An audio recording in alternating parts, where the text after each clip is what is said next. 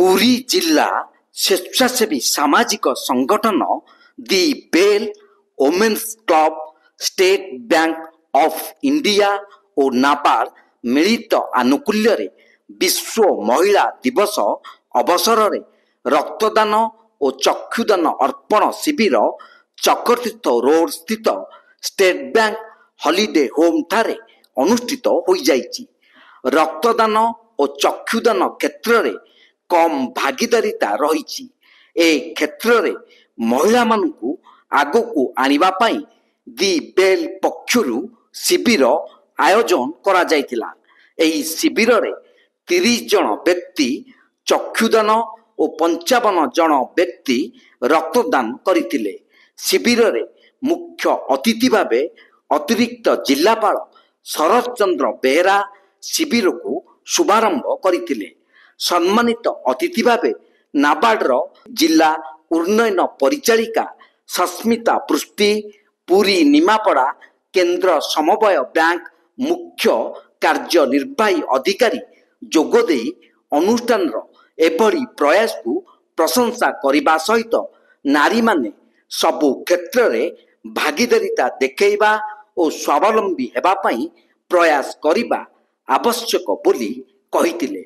एही अवसर रे नाबार्ड सहायता रे उद्योग आरंभ करी सफल 10 जन ग्रामीण महिला मानकु नाबार्ड तरफरु सम्मानित करा जायतिला।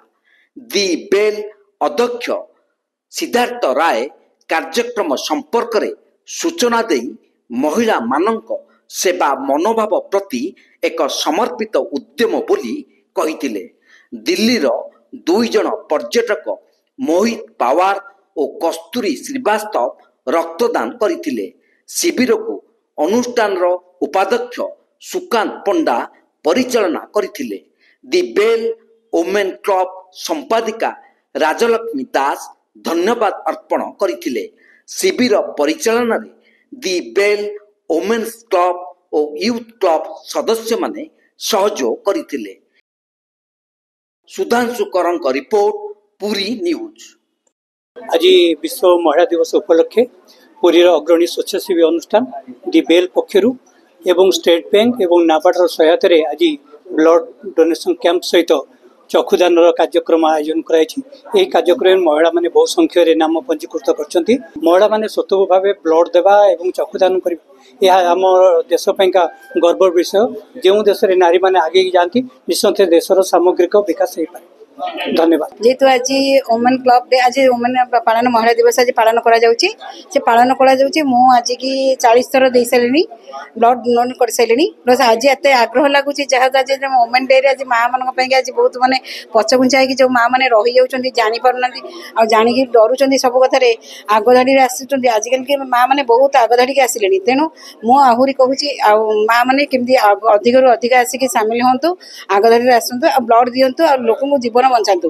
गोटे बुंदा जीवन जनकर बंचीबो सेटा आम मूल्यवान जिनस। आमे जेहेतु जीवन को आमे ये करूचे कहा जीवन को आमे गोटे बुंदा दे 5 जनकर हस आनिबा से जिनसर आमे जगन्नाथ धाम रे आमे अच्छे। तेणु मु निजे कहूची निजे ब्लड दियंतु, समस्या समाधान समस्तଙ୍କର पाखरे अछि। आमे निजे ब्लड देले ही आमे जानि परबा आमे केते खुशी आनंद पाउचे।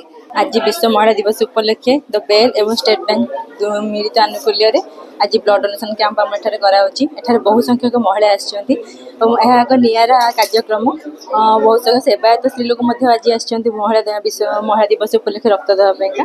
पुरी जिला स्वेच्छासेवी संगठन दि बेल वोमेन्स क्लब तरफ मार्च 8 जो विश्व महिला दिवस कराउची सही अवसर रे आज आमे स्वतंत्र भाव महिला मान रक्तदान और चक्षुदान शिविर करछु। यार मूल लक्ष्य होउची जे महिला माने साधारणतः ब्लड डोनेशन रे टिके आगुआ आसंती नहीं, भागीदारिता कम थाए। तेणु तांकर जो सेवा मनोभाव रही किसी महिला मानकर से आगू आसबे ब्लड डोनेशन क्षेत्र आगू आहरी से समय दे पारे और रक्तदान क्षेत्र में भागीदारिता रही। स्वतंत्र कार्यक्रम आज आयोजन कराई।